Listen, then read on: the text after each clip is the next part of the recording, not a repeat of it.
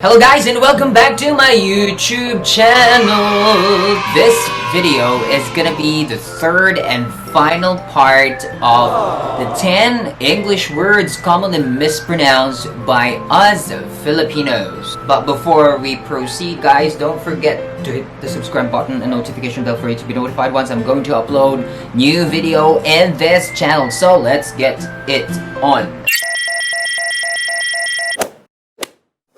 Number 1. Baptism. Baptism. Sabi ni Merriam Dictionary, dictionary.com at Oxford Dictionary, baptism. Pero sabi ni Merriam Dictionary, baptism. This is applicable to Southern American accent. Tip. Kapag ang word ay nag-end ng suffix ism, you have to pronounce ism. Hindi baptism. Example. The Christian baptism went well. Number 2. Caffeine. Caffeine. Sabi ni Merriam Dictionary, dictionary.com at Oxford Dictionary, caffeine or caffeine. Pero sabi ni dictionary.com, pwedeng caffeine. Hindi caffeine. For example, the caffeine is strong. Number 3. Women. Women. Pero sabi ni dictionary.com at Oxford Dictionary, sound. Women. Women. Hindi woman. Example. The women here are beautiful. Number 4. Orator. Orator. Pero sabi ni Merriam Dictionary, dictionary.com at Oxford Dictionary, pwedeng orator. Orator.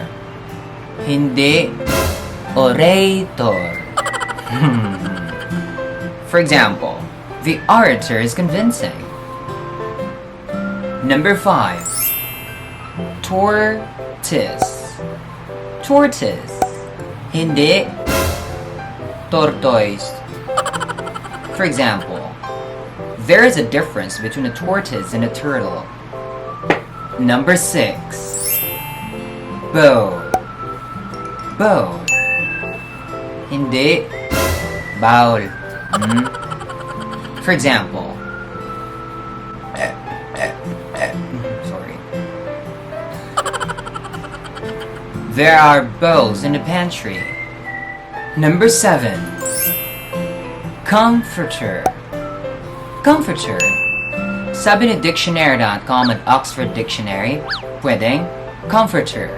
Pero sabi ni Oxford Dictionary, pwedeng comforter without R sound. Pero sabi ni Merriam Dictionary, may sudden stop sound between the first and second syllables. So, comforter, or without R, comforter. Hindi comforter. For example, the comforter is big. Number 8. Comfortable. Comfortable. Pero sabi ni Merriam Dictionary, dictionary.com at Oxford Dictionary, pwede siyang comfortable or comfortable. Pero sabi ni Merriam Dictionary, magsawa kayo kasi pwedeng comfortable or comfortable or comfortable. Hindi comfortable. For example, I'm comfortable wherever I go. Number 9. Entrepreneur.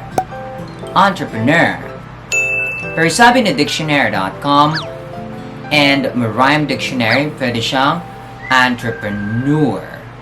Pero sabi ni Merriam Dictionary, pwede din siyang entrepreneur or entrepreneur. Hindi entrepreneur. Entrepreneur.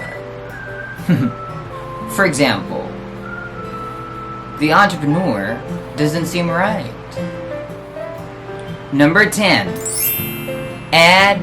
Advocacy. Advocacy. Hindi advocacy. For example, the advocacy is timely and relevant. Bonus! Ang daming nag-aaway dito talaga kung paano siya sabihin. Either ganito ba, or ganyan ba, or ganito ba. Sasabihin ko sa inyo yung possible na pronunciation nito and the rules that support why pwedeng ganito yung pronunciation niya. The word YouTube. The word YouTube can be pronounced as YouTube or YouTube. That's according to Merriam Dictionary, dictionary.com, and Oxford Dictionary. Question: is it possible for you to say YouTube with the ch sound? The answer is yes. Remember my topic under your blending rules? That's rule number 4. And sub rule number 1, that's T plus Y combination, and that will give you chew sound. However, that's applicable only with the phrases. Okay?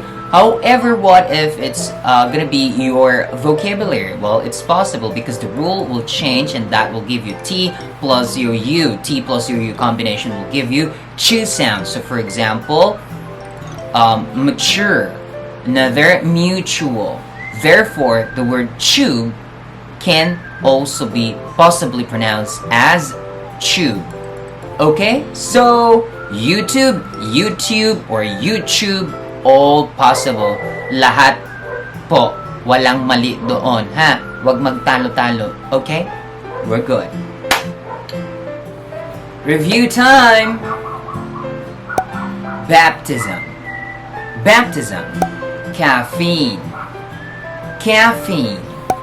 Women. Women. Orator. Orator. Tortoise. Tortoise.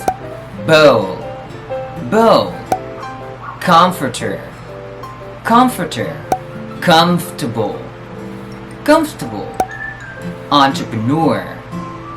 Entrepreneur. Advocacy. Advocacy. YouTube. YouTube. YouTube. YouTube. So guys, so dyan na nagtatapos ang 30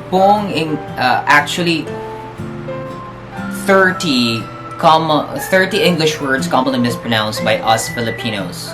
Plus 1, so 31. Okay? So tip, guys, dahil alam nyo na kung paano siya gamitin, use it correctly this time. Okay? It's okay to make mistakes. Then again, dahil alam nyo na there shouldn't be room for mistakes this time. Okay? I'm always here. If you have any questions, feel free to send message. Okay? That's it, and see you next time.